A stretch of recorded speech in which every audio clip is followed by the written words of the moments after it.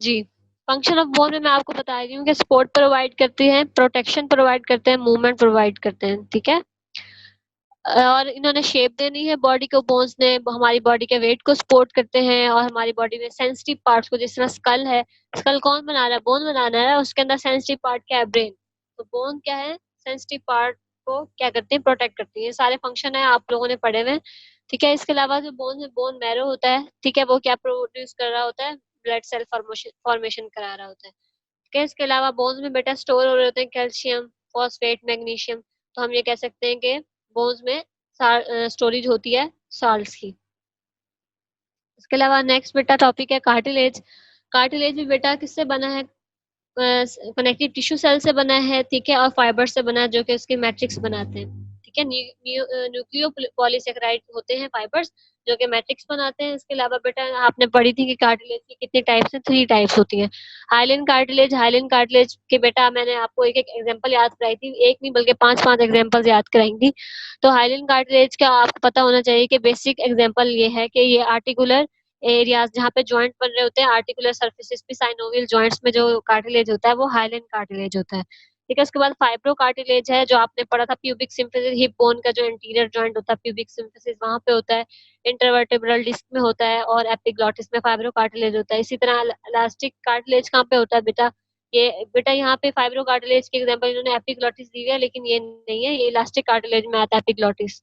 और elastic cartilage में बेटा क्या आता है, हमारा पिना ऑफ द एयर, ठीक है। उसके बाद बेटा अब हम क्लासिफिकेशन पढ़ते हैं। तो जॉइंट्स का भी आपको पता है, जॉइंट्स वाला भी हम चैप्टर पढ़ेंगे। तो आपको पता है, बेसिक ये आपको पता है कि अगर हम मूवमेंट के लिहाज से देखें, बोन्स क्या कराती हैं, मूवमेंट कराती है ना। जब वो दो बोन आपस में मिलती हैं तो वो जॉइंट बनाती है, और मूवमेंट कहाँ पे होती है, जॉइंट पे होती है।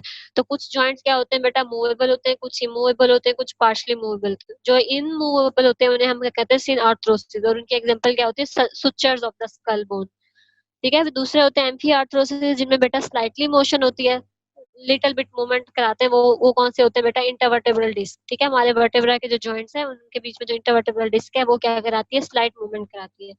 बट डायआर्थ्रोसिस वो जॉइंट्स होते हैं जिनपे फ्रीली मूवमेंट होती है। इनमें से कौन से होंगे, वो साइनोवियल जॉइंट्स होंगे। साइनोवियल जॉइंट की बेसिक एग्जांपल क्या है, शोल्डर जॉइंट और हिप जॉइंट, ठीक है। उसके बाद आप लोगों ने क्लासिफिकेशन पढ़ी थी कि हम क्लासिफाई कर रहे होते हैं बोन्स को उनकी शेप के लिहाज से, ठीक है। तो लॉन्ग बोन्स आपको पता है कि वो क्या होंगी, लॉन्ग होंगी, इलोंगेटेड होंगी। जो उनका लॉन्ग इलोंगेटेड शाफ्ट है उसे हम डायफिसिस कहते हैं, जो उनके 2 एक्सपेंडेड एंड है उन्हें हम एपिफिसिस कहते हैं।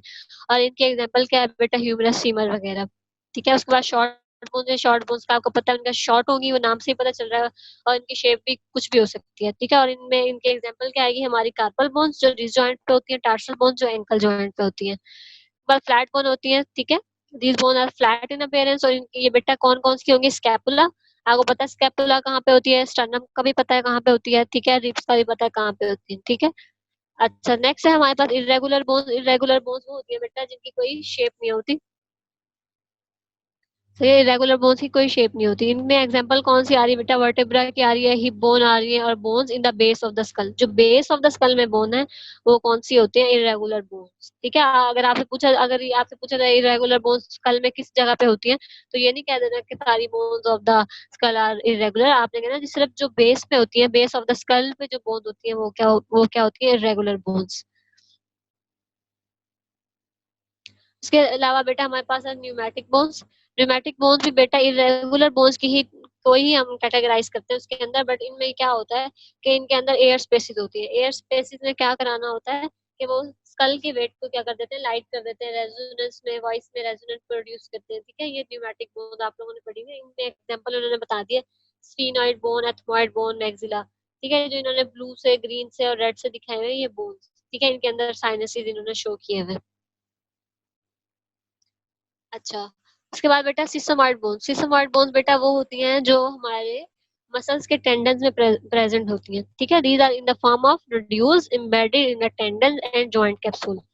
सबसे पहले एग्जांपल कौन सी है बेटा, पटेला। पटेला कहाँ पे होते हैं, हमारा जो एंटीरियर थाई का मसल है, क्वाड्रिसेप मसल, ठीक है, उसका जो टेंडन है उसके अंदर प्रेजेंट होती है पटेला, ठीक है।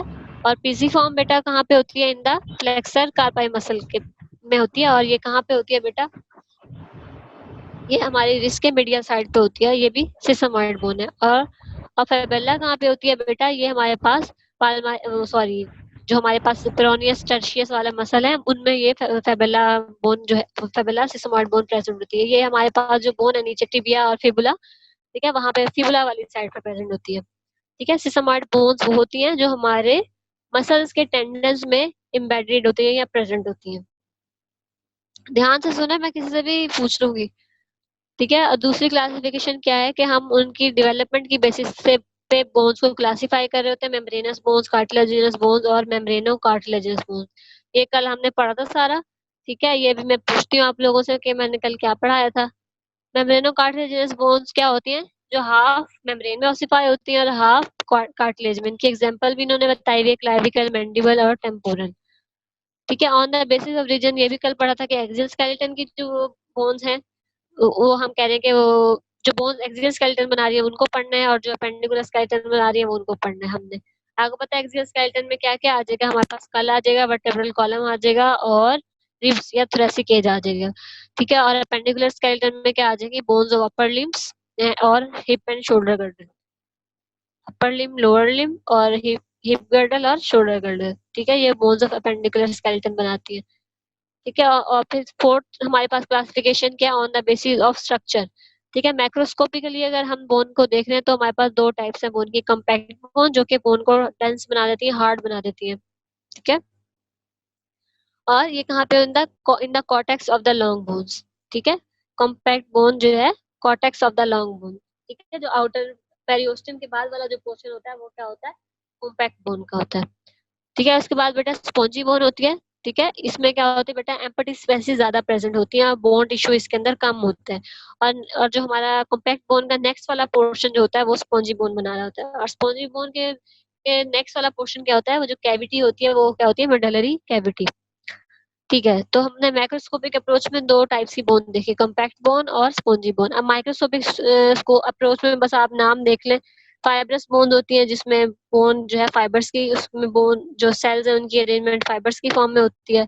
ठीक है, ये मैंने आपको नहीं पढ़ाया हुआ, इसको रहने ही दे, नाम बस पता होना चाहिए। अब मुझे आप लोग, ये चैप्टर खत्म हो गया, आधा चैप्टर हमने कल पढ़ा था और आधा अब हमने पढ़ा है। ठीक है, अब आप मुझे बताएं कि ये मुझे कौन सुनाएगा ब्लड। मैम इसमें ना सबसे पहले हमारे पास जो होती है यंग बोन होती है, लॉन्ग बोन होती है, इसके अंदर शॉर्ट बोन्स होती हैं, वर्टिब्रास होती हैं और रिब्स होती हैं। सबसे पहले जो हम बताते हैं यंग बोन के बारे में मैम, उसमें ये होता है हमारी जो न्यूट्रेंट आर्टरी होती है वो it enters the nutrient foramen और ये रन्स करती है through the vertex and divide into the ascending and the descending branches में शाबाश शाबाश, इमीडिएटली बस बस बस कैविटी बस बस, आप रुक जाए, आप रुक जाए। दिलावेज बेटा आप बताएं आगे। अब आप हमें बताएं उनके बारे में। डायफिजियल आर्टरीज जो डायफिसिस को सप्लाई करती है वो तो न्यूट्रेंट आर्टरी होगी ना। अब एपिफिजियल आर्टरी बताएं। एपिफिजियल आर्टरी के बारे में बताएं जो बुक से याद किया है आपने। Yes ma'am. Epiphyseal ma'am artery मुझसे पूछ रही हैं आप? दिलावेज। These are derived from periarticular vascular arteries and ये फाउंड होते हैं नॉन आर्टिकुलर बोनी सरफेस में। और फिर आउटर न्यूमरस जो वेस्कुलर फोरामेन होती है ये रीजन को, ये मतलब जो होती हैं वेस्कुलर फोरामेन इस रीजन की वो आर्टरीज को सप्लाई करती हैं, जैसे कि मेटाफिजियल और एपिफिजियल आर्टरी को, और वीनस और जो बाकी रह जाती हैं उसको वीनस आर्ट अप्लाई करती हैं, सप्लाई करती बेटा जो एपिफिसिस है ना वहाँ पे स्पॉन्जी बोन होती है, तो वहाँ पे बेटा स्पेसीज होती हैं। ठीक है, वेस्कुलर Yes, स्पेसीज होती हैं।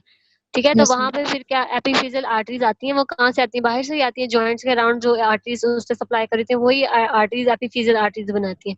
और फिर एपिफिजियल आर्टरीज बेटा मेटाफिजियल आर्टरीज के साथ भी कनेक्शन बनाती हैं। ठीक है, yes, yes मैम। ठीक है। अब अच्छा बेटा नेक्स्ट आप बताएं मेटाफिजियल आर्टरीज। मैम जो मेटाफिजियल आर्टरीज होती हैं वो हमारी नेबरिंग सिस्टेमिक वेसल्स होती हैं वहां से ड्राइव होती हैं और वो फिर पास करती हैं डायरेक्टली हमारे जो मेटाफिसिस होता है ना उसमें से डायरेक्टली पास करेंगी और फिर वो रीइंफोर्स कर देंगी आगे मेटाफिजियल ब्रांचेस हैं उनमें से करेंगी reinforce from the primary nutrient art. मेटाफिजियल arteries तो फिर आगे फर्दर जाके डायफिसिस वो आगे के फिर साथ कम्युनिकेट करेंगी, क्योंकि कम्युनिकेट जो करेंगी। न्यूट्रेंट आर्टरी ने आगे असेंडिंग और डिसेंडिंग ब्रांचेस दी थी ना। फिर जी असेंडिंग में फिर मेटाफिजिक्स और उनके साथ वो करेगा ना, कम्युनिकेशन एंड ऑस्मोसिस जो बनती है, ठीक जी। है। या आप लोगों ने पर कोई जीनियस बच्चा है कि वो कोई बताएगा ओस्टियोमाइलाइटिस क्यों हो जाता है बच्चों में, किसी को अगर याद हो तो, बॉयज में से अगर किसी को याद हो। मैम ये कैल्शियम की कमी की वजह से हो जाती है, डेपोजिशन हो जाती है बोन्स की। नहीं नहीं, मैं ओस्टियोमाइलाइटिस पूछ रही हूँ बेटा, गलत बता रहे हो आप, बॉयज में से पूछ रहे हैं। ह्यूमोलाइटिस मैम, ये जिसमें अच्छा कैल्शियम की कमी होती है ना, वो फिर कौन सी डिजीज होती है? बेटा वो तो रिकेट्स होती है। अच्छा आपको याद है? मैम ऑस्टियोमाइलाइटिस में मिनरल्स की आई थिंक डिपोजिशन कम हो जाती है। नहीं। नहीं। शाफ बेटा आप बताओ। शाफ।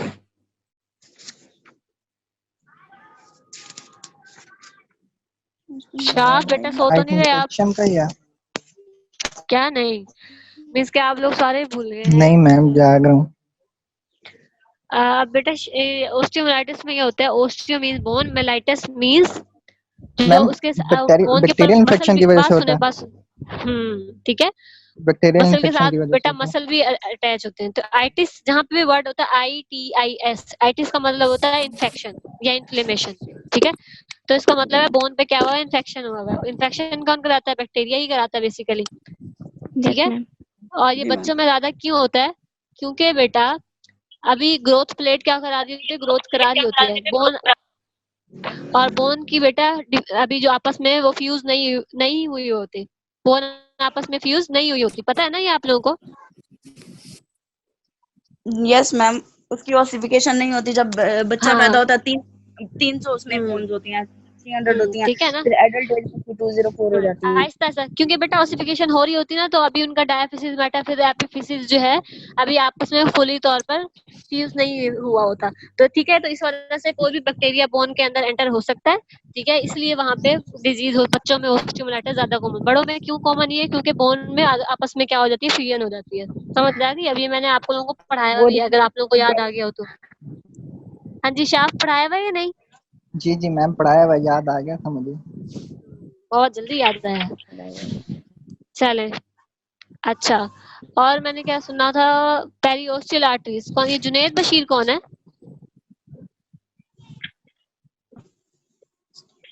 शाफ की जुनैद बशीर कौन है हमारी क्लास में? शहनाज बशीर में। मैम पता नहीं, शहनाज बशीर की मैम किसी की आईडिया होगी। मैम वेल है, जो मैम वेल में बैठी होती है। अच्छा अब अच्छा अच्छा। बाय अब ये हवावे Y3 इसमें कौन बैठा है, हवावे Y3 207 2017? हवा पे होगा। बेटा अपना नाम तो चेंज करे ना, अब हमने अटेंडेंस लगानी है, हमें क्या पता कौन है। मैम एक ओप्पो वाला भी है, ओप्पो F5 यूथ। जकी, हाँ जकिया बेटा आप बताएं periosteal arteries.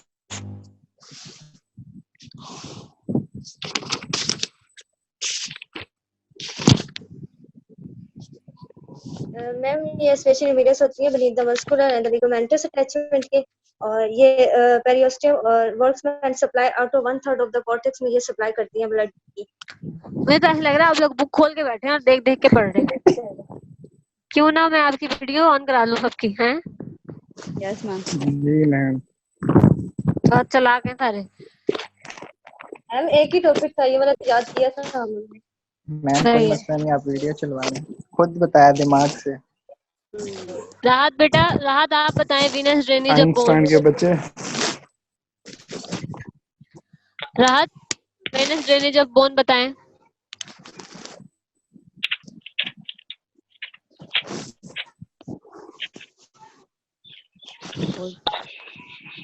Venus drainage of bone. राहत बेटा आप क्लास में एक्टिव नहीं है क्या? मानूर इसका नाम नोट कर लो, इसने रिप्लाई नहीं किया, ओके। जो रिप्लाई नहीं करेगा उसकी एब्सेंट लगेगी। ठीक है मैम, नोट कर लेते हैं। ठीक है। अब बेटा हम पढ़ते हैं next chapter, okay. Okay ma'am. Jamil बेटा अपना माइक तो बंद करो। ये कहाँ गई? मैम आप म्यूट कर देना सबको, आपके पास है पढ़ा। हाँ मैं ऑप्शन है म्यूट कर दोनों। देती हूँ, मैं म्यूट करती हूँ, ये फिर दोबारा आ जाते हैं, खुद ऑन कर लेते हैं। मैम जॉइंट जो है ये मूवमेंट करवाता है और जंक्शन होता है बिटवीन द टू बॉन्ड्स, जहाँ पर दो मैम जो बॉन्ड्स होती हैं वो मिलती हैं, वहां पर जॉइंट बनता है। और जॉइंट का काम क्या होता है? मैम मूवमेंट करवाना। जी सही है। ठीक है, हमारी पूरी बॉडी ऑलमोस्ट जो है जॉइंट से कनेक्टेड है, सारी बोन जॉइंट से कनेक्टेड है एक्सेप्ट हायोइड बोन। ठीक है, हायोइड बोन हमारी नेक में प्रेजेंट होती है, उसका किसी भी बोन के साथ बोन तो जॉइंट्स कितने 230 जॉइंट्स इन द बॉडी, यहाँ इन्होंने हमें नंबर भी बताया हुआ है। ठीक है, फंक्शन क्या है हमारे जॉइंट्स का, और इन्होंने क्या करना है, स्केलेटल को फ्लेक्सिबिलिटी प्रोवाइड करनी है ताकि ग्रॉस मूवमेंट ओवरऑल हमारी पूरी बॉडी की मूवमेंट हो सके। और इन्होंने जब जितने ज्यादा हमारी बॉडी मूव करेगी उतनी ज्यादा हमारी बोन्स की ग्रोथ होगी। ठीक है, तो it make bone growth possible. ठीक है, उसके बाद है बेटा हम क्लासिफिकेशन पढ़ते हैं। हमने कहा चार टाइप्स पढ़ी थी ना जॉइंट्स की भी क्लासिफिकेशन की, स्ट्रक्चरल, फंक्शनल।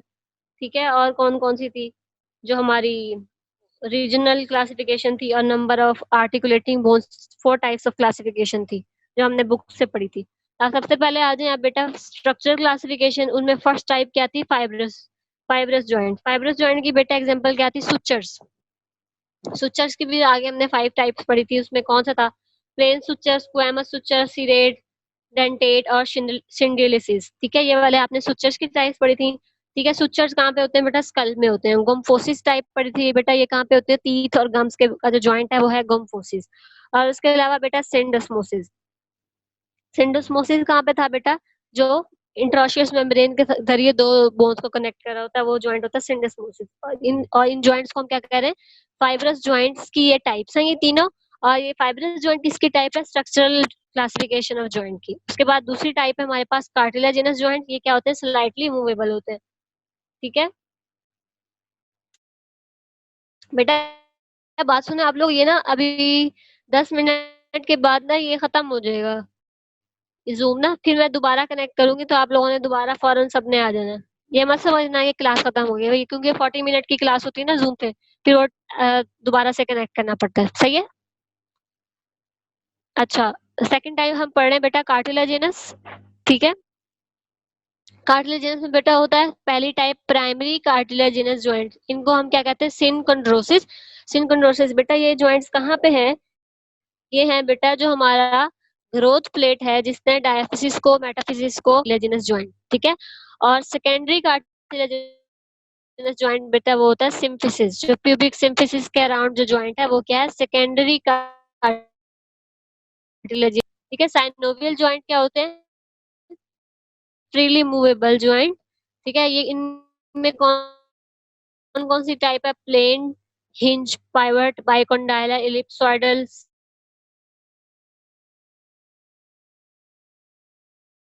सैडल और बॉल एंड सॉकेट जॉइंट्स। ठीक है, सबको ये नहीं नहीं, जी क्या कह रहे हो, मैम याद है। चले सही है। स्ट्रक्चरल क्लासिफिकेशन में अब हम पढ़ते हैं फाइब्रस जॉइंट्स क्या होते हैं, bones are joint by fibrous tissue. नाम से पता चल रहा है कि उन बोन्स के बीच में क्या होगा, फाइब्रस टिश्यू। और फाइब्रस टिश्यू कौन बनाता है, कोलेजन बनाता है। ठीक है, अभी आगे हमने इसकी फर्दर टाइप्स पढ़ी, सुचर्स, क्या आपको पता है कहाँ पे पढ़े, स्कल की बोन्स में होते हैं। ठीक है, और मैंने आपको बताया था कि जब बेबी बॉर्न होता है तो उसके सुचर्स क्या होते हैं, दूर दूर होते हैं, आपस में उन्होंने स्कल बोन्स को कनेक्ट नहीं किया हुआ, उनके बीच में स्पेस होती है, लेकिन आहिस्ता आहिस्ता फिर क्या होती रहती है, उनके अंदर बीच की स्पेस खत्म। आपको मैंने बताया था 2 लेयर्स होती है, एक होती है कम्पैक्ट लेयर, एक होती है कैप्सुलर लेयर।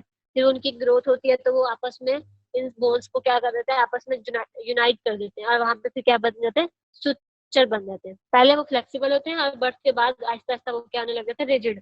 जिस तरह आपने पढ़ा था एंटीरियर फॉन्टेनाले और पोस्टीरियर फॉन्टेनाले, स्पेस होती है बेटा जो है इन स्कल बोन्स के बीच में। एंटीरियर फॉन्टेनाले फ्रंटल बोन वाली साइड पे होती है, पोस्टीरियर फॉन्टेनाले पीछे ऑसिपिटल बोन वाली साइड पे। क्या आपको पता है कि ये 18 मंथ पे जाके एंटीरियर फॉन्टेनाले क्या हो जाता है, क्लोज हो जाता है, और पोस्टीरियर फॉन्टेनाले 3 मंथ पे जाके क्लोज हो जाता है। ठीक है, ये सुचर्स की आपने ये डायग्राम बुक में भी देखी थी। दूसरी टाइप हमारे पास सिंडोस्मोसिस, ये कहाँ पे है, जब when two bones are joined together by a great amount of connective connective tissue, ठीक है, in the form of interosseous ligaments और मेम्ब्रेन। जब दो बोन्स को इंटरऑस्शियस लिगामेंट या मेम्ब्रेन कनेक्ट कर रही है तो उस जॉइंट को हम क्या कहते हैं, सिंडोस्मोसिस। अब इसकी एग्जांपल इन्होंने बता दिया, इंटरऑस्शियस रेडियो-अल्नर जॉइंट, रेडियस और अल्नर के बीच में जो मेम्ब्रेन है वो कनेक्ट कर रही है, और इसी तरह टिबियोफिबुलर, इंटरऑस्शियस टिबियोफिबुलर जॉइंट, ठीक है। उसके बाद इसी टाइप हमारे पास गुम्फोसिस है, ये भी क्या है, फाइब्रस जॉइंट है, इसमें क्या किया होता है, टीथ को फिक्स किया हुआ होता है इन द एल्व्यूलर सॉकेट, ठीक है, और इस जॉइंट को हम, और root of the tooth is attached to the socket within alveolus via periodontal ligament, ठीक है, लिगामेंट ने टीथ को सॉकेट में क्या किया हुआ होता है, फिक्स किया हुआ होता है, और उस जॉइंट को हम क्या कहते हैं, गुम्फोसिस। अब बेटा आ गई हमारे पास स्ट्रक्चरल क्लासिफिकेशन की दूसरी type, that is the cartilaginous joint, ठीक है। कार्टिलेजिनस मैंने आपको बता दिया, प्राइमरी कार्टिलेजिनस जॉइंट होते हैं और सेकेंडरी होते हैं।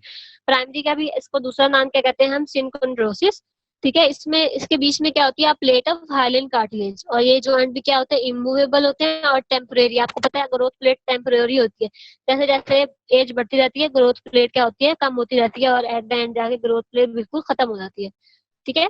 इसके आगे लिखा हुआ है this cartilage may ossify with age, ठीक है। अब एग्जांपल क्या इन्होंने बताई है, फर्स्ट रिब, ठीक है, ये भी प्राइमरी कार्टिलेजिनस जॉइंट की एग्जांपल है, और मैन्यूब्रियम ऑफ स्टर्नाई, ठीक है।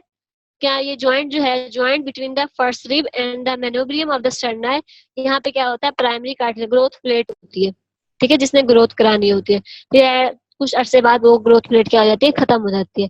इसी तरह joint between epiphysis and diaphysis of growing long bone. दूसरी टाइप क्या है इसकी, सेकेंडरी कार्टिलेजिनस जॉइंट, इन्हें हम क्या कहते हैं, सिम्फिसिस भी कहते हैं। ये कहाँ पे होती है, articular surface of the bone forming the joints are covered by thin plates of hyaline cartilage which are connected by a disc of fibrocartilage। अब यहाँ पे बेटा इन जॉइंट्स में दो कार्टिलेज है, उनकी सरफेसेस को हाइलिन कार्टिलेज ने कवर किया हुआ है, और बीच में क्या है, बीच में क्या है, फाइब्रो कार्टिलेज, ठीक है। अब जो ब्लू ब्लू सी जो लाइन, डार्क सी लाइन है जिसने बोन के साइड पे है, वो है हाइलिन कार्टिलेज, और बीच में जो लाइट ब्लू में है वो क्या है, फाइब्रो कार्टिलेज, ठीक है। एग्जांपल इन्होंने बता दिया, सिम्फिसिस प्यूबिस जो हिप पे होता है, इंटरवर्टेब्रल जो वर्टेब्रा पे होता है, मैनिब्रियो स्टर्नल जॉइंट जो स्टर्नम पे होता है, और सिम्फिसिस मेंटाई ये मैंडिबल पे होता है। उसके बाद थर्ड टाइप है बेटा हमारे पास साइनोवियल जॉइंट्स, ठीक है। साइनोवियल जॉइंट्स क्या होते हैं, इनके अंदर कैविटी होती है, ठीक है, और इनके जो आर्टिकुलर एंड्स हैं उनको किसने कवर किया हुआ होता है, फाइब्रस कैप्सूल ने, ठीक है। इस लिहाज से जो कैविटी है, आपको पता चल रहा है दो बोन्स है, आपस में बीच में उनकी स्पेस है, उस स्पेस को वो क्या कह रहे हैं, नैरो कैविटी, उसको आर्टिकुलर कैविटी भी कहते हैं। आर्टिकुलर कैविटी में क्या फिल्ड होता है, साइनोवियल फ्लूइड, ठीक है। आपको मैं आपसे एक दफा क्वेश्चन भी मैंने आपको दिया था आपके टेस्ट में कि write down the features of the articular joint या साइनोवियल जॉइंट, तो ये उसके फीचर्स हैं, ठीक है। तो आपको पता होना चाहिए कि जो बोन साइनोवियल जॉइंट बना रही है उनकी जो सर्फेसिस है उसको किसने कवर किया हुआ, thin plate of hyaline cartilage ने, ठीक है। और उसके बाद वो कह रहे हैं जो जॉइंट कैविटी है उसको इन्वेलप किसने किया हुआ है, फाइब्रस कैप्सूल से बाहर ने, और इनर क्या है, साइनोवियल मेम्ब्रेन। बाहर बाहर से पूरे जॉइंट को कौन कवर कर रहा है, फाइब्रस कैप्सूल, और इनर साइड से कौन कर रहा है, साइनोवियल मेम्ब्रेन, ठीक है। ये डायग्राम में भी नजर आ रहा है, ये देखें आप, बाहर से फाइब्रस कैप्सूल है और इनसाइड क्या है, साइनोवियल मेम्ब्रेन, और इनके बीच में फिर क्या होगी, साइनोवियल कैविटी होगी। अच्छा, कैविटी में फिर क्या होगा बेटा, synovial fluid, synovial fluid secrete कौन करता है, साइनोवियल मेम्ब्रेन सक्रीट करती है साइनोवियल फ्लूइड, और इसका काम क्या है, इसने आर्टिकुलर कार्टिलेज को न्यूट्रिशन प्रोवाइड करनी है और लुब्रिकेशन प्रोवाइड करनी है ताकि स्मूथ मूवमेंट हो सके, फ्रिक्शन ना हो, ठीक है। और कुछ जॉइंट कैविटी में बेटा आर्टिकुलर डिस्क भी होती है या मेनिस्कस भी होता है, जिस तरह बेटा नी जॉइंट पे क्या होता है, मेनिस्कस होता है, क्योंकि बेटा जो हमारे पास जो फीमर के कॉन्डाइल्स हैं वो क्या होते हैं, काफी लार्ज इन साइज होते हैं और एक्सपेंडेड होते हैं, और जो बेटा टिबिया के कॉन्डाइल्स है वो क्या होते हैं, उनकी कॉन्केविटी लेस होती है, तो इसलिए वहां पे मेनिस्कस प्रेजेंट होते हैं ताकि उनको ज्यादा कनकेव करें और वहां पे इजीली फेमरल कंडाइल्स जो है इजीली अपने आप को एडजस्ट कर सके ड्यूरिंग मूवमेंट। ये फीचर था, अगर आपको लिखने में आए क्वेश्चन आए तो आपको पता होना चाहिए। अच्छा, अब टाइप्स ऑफ साइनोवियल जॉइंट्स में बेटा आपको पता है plane joint, hinge joint, pivot joint, condylar, ellipsoidal, saddle और ball and socket joint. Plane joints बेटा क्या होते हैं, जिसमें आर्टिकुलर सरफेस क्या होती है, फ्लैट होती है, ठीक है। इनका क्या काम है, इन्होंने जस्ट ग्लाइडिंग मूवमेंट करानी होती है। अब ग्लाइडिंग मूवमेंट आपको पता है एक्सेसरी मूवमेंट होती है, फिजियोलॉजिकल मूवमेंट्स कौन थे, अगर आपसे पूछा जाए कि फिजियोलॉजिकल मूवमेंट्स कौन सी है, वो फ्लेक्शन है, एक्सटेंशन है, एब्डक्शन एडक्शन, ये मिड रोटेशन है, ये फिजियोलॉजिकल है। और जो स्पिनिंग है मूवमेंट, रोलिंग है, ठीक है, ये वाली जो ग्लाइडिंग मूवमेंट्स हैं, ये किस में आती है, जो ग्लाइड, अगर जॉइंट जिस तरह बेटा अगर कोई हम बात कर रहे हैं कि हमारा शोल्डर जॉइंट क्या है, फ्लेक्शन कर रहा है, ठीक है, जब फ्लेक्शन कर रहा हो तो साथ साथ उसके अंदर क्या होती है, ग्लाइडिंग भी हो रही होती है, ठीक है। अब फ्लेक्शन में क्या हो रहा होता है, हाथ को आप ऊपर लेके जा रहे होते हैं ना, तो शोल्डर क्या करता है, एंटीरियरली ग्लाइड करता है, ठीक है। इसी तरह हमारे पास जो फिर वो एक्सटेंशन में जब हम आप हाथ को पीछे लेके जाते हैं, तो सॉरी मैंने उल्टा बता दिया, फ्लेक्शन में आपका जो शोल्डर जॉइंट है या हेड ऑफ द ह्यूमरस है वो पोस्टीरियरली ग्लाइड करता है, और एक्सटेंशन में जब आप शोल्डर को पीछे की तरफ लेके जाते हैं तो head of the humerus anterior glide करता है। तो फिजियोलॉजिकल मूवमेंट्स के साथ हमेशा ग्लाइडिंग मूवमेंट्स भी होती है। तो प्लेन जॉइंट्स में मोस्टली क्या होती है, ग्लाइडिंग मूवमेंट्स होती है। इसमें एग्जाम्पल क्या है, इंटरकार्पल जॉइंट्स, इंटरटार्सल जॉइंट्स, और sometimes joints between the articular process of adjacent vertebra। जो आर्टिकुलर फेसिट्स होते हैं वर्टेब्रा पे, वहां पे भी जो जॉइंट होता है प्लेन जॉइंट होता है। मैंने आपको वर्टेब्रा का स्ट्रक्चर बताया था, वहां पे आपको पता है ट्रांसवर्स प्रोसेस होता है, वर्टेब्रल बॉडी होती है, फेसिट्स होते हैं, ठीक है। ये जो स्ट्रक्चर है, जो वहां पे आर्टिकुलर फेसिट्स होते हैं, वो प्लेन जॉइंट बनाते हैं। मैं अब तक तो आप सारा भूल ही गए होंगे। खैर, हिंज जॉइंट बेटा, इनकी आर्टिकुलर सरफेस क्या होती है, पुली शेप्ड होती है, ठीक है। इन जॉइंट्स का इन्होंने सिर्फ एक ही एक्सिस में मूवमेंट करानी होती है, और वो एक्सिस कौन सा होता है, ट्रांसवर्स एक्सिस, ठीक है। This movement consist of flexion and extension, ठीक है। हिंज फ्लेक्शन और एक्सटेंशन कौन से जॉइंट पे होती है, सिर्फ एल्बो जॉइंट पे, ठीक है। तो हिंज आपसे पूछा जाए कि हिंज जॉइंट की एग्जांपल क्या है, तो आपको पता होना चाहिए एल्बो जॉइंट। अच्छा, इसके अलावा और भी एग्जांपल है। नी जॉइंट में बेटा बेसिकली कंडाइलर जॉइंट है, लेकिन सम टाइम हम उसे हिंज जॉइंट में भी कर सकते हैं, अगर हम सिर्फ एक